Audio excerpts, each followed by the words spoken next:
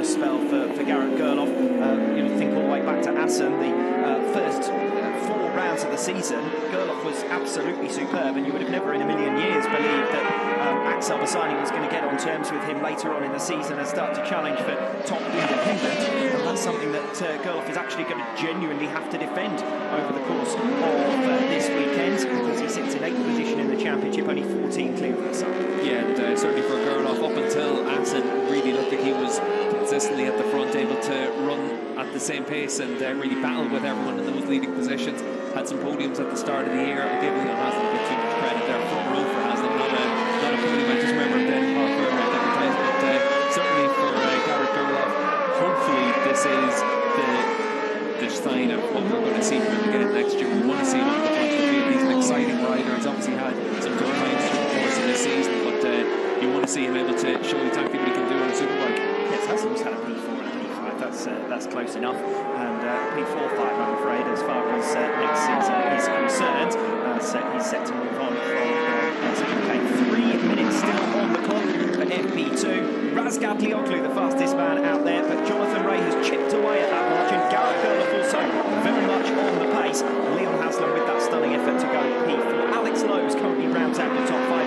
Coming now to the final laps from all of our big guns. Michael van der Mark just setting a new personal best at 1 minute 34.93. Yeah, so we've got the leading 11 riders now in the 1 minute 34s as well. So it is getting a lot closer now with Scott Redding all the way down in 11th, but only 8/10 of a second off the pace, but on course for an improved lap time now as well. Alvaro Bautista on course for a fast lap as well at the halfway stage. Toprak on course for another consistent lap there, 34.3. That's about 1/10 of a second off of his fastest time, but still faster than what we've seen from anyone else. That's when Razgat Lioglu can set a time that isn't an improvement, but is still faster than anyone else, that he is able to underline just the consistency that he is going to be able to demonstrate over the course of this weekend. Alvaro Bautista, well, we've just seen Leon Haslam put in a really strong lap. He's now made his way back into the pits, so that may well be the end of his session, at least competitively.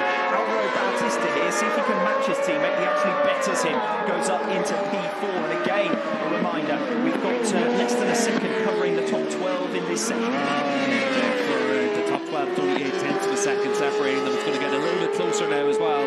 Scott Redding just coming into the last couple of corners. We catch up with the number 45. He's half second off the pace, but couldn't move himself up a couple of positions here. Well, he only needs to gain 2/10 of a second. He'll move all the way up from 12th position and up to 7th, and that's exactly what happens. 1:34.827. Redding does go P7. Meanwhile, out on the circuit with 2 minutes to go, Garrett Gerloff heads into the 3rd sector, and he's up at the halfway mark on Razgat Lioglu. Yeah, Gerloff up by 400ths of a second, so good run through the first half of the lap. Just then come through to the end of sector 3 as well. We'll keep an eye on his lap times on the number 31 Yamaha. Loses a bit of ground in sector 3. He's 2/10 of a second off now. And Gerloff also losing a couple of tenths of a second through that 3rd sector. He is in line still for a new personal best to try and move himself up from 8th position. Scott Redding with a strong 1st sector on his latest lap. We're only 1.5 minutes away now from the checkered flag falling, so we're in towards final lap territory for several of these riders. Michael Ruben Rinaldi and Scott Redding into the second half of their latest laps, both a couple of tenths of a second down at this stage.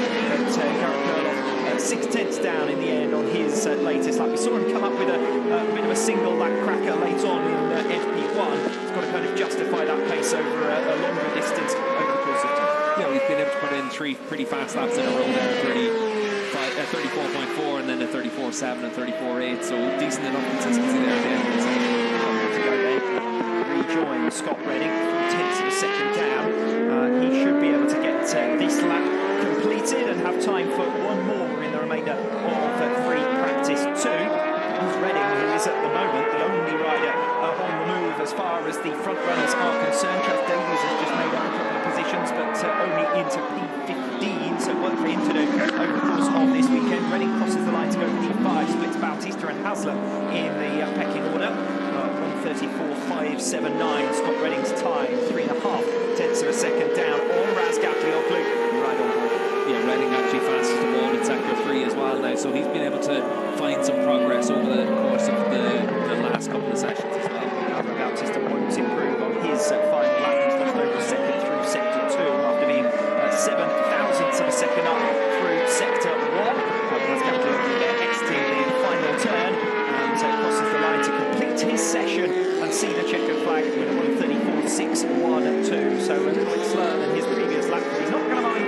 about that. He's got this session, he's got Friday sewn up here at the Mandalika International Circuit, and with a series of stunning laps faster than his nearest rival.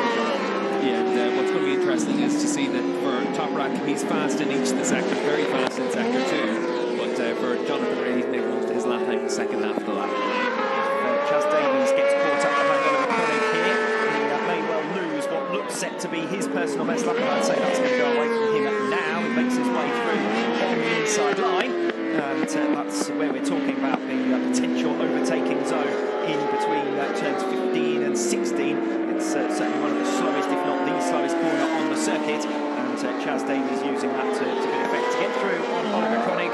And it is a new personal best, but I fancy that Davies probably would have moved up in positions if he hadn't got caught behind the rider who's effectively a backmarker, with all due respect, this weekend on his World SBK day. Yeah, Chaz lost 7/10 of a second in that final sector, so that's catching Koenig into that sector. Koenig's actually made some good progress in this session. He's been able to get himself well underneath the 107% time that you have to set to qualify for a race, and he's been able to find, I think, about 3 seconds in this session as well. So he's been able to make a big step forward on that Kawasaki as well. And purely in numbers terms, probably not too far off what other riders who've been doing on that same bike this season, to be honest. Yeah, we've seen the likes of Epis and Crescent. He actually found 4.5 seconds in this session, so he's made a big step forward from this morning. Obviously, enough track conditions have improved a lot, but for Oliver, he's also trying to learn how to ride a World SBK bike. This is his first outing on a World SBK spec bike. He has ridden the Superbike in